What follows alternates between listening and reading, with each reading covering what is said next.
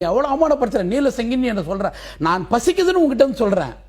எனக்கு பசிக்குது நான் அவமானப்படுறேன் இழிவுபடுத்தப்படுறேன் மனிதர்களாக நாங்கள் கருதப்படல எங்கள் பெண்கள் வந்து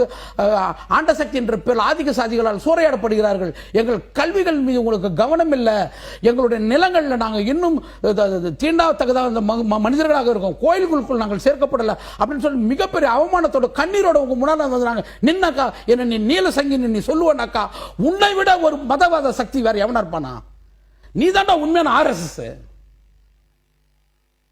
என்னை பொறுத்த வரைக்கும் தோழர் பாசிஸ்ட்ன்ற வந்து பிஜேபி தான் இருக்கணும்ன்றதுல திராவிடத்திலும் இருப்பான்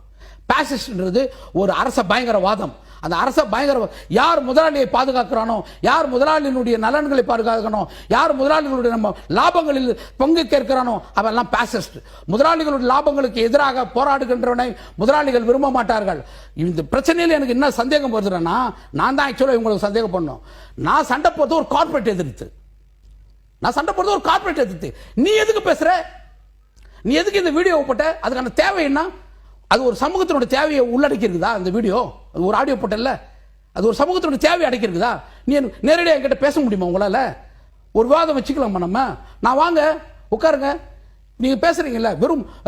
திராவிடர் கழகம் உட்காருங்க நானும் உட்கார்றேன்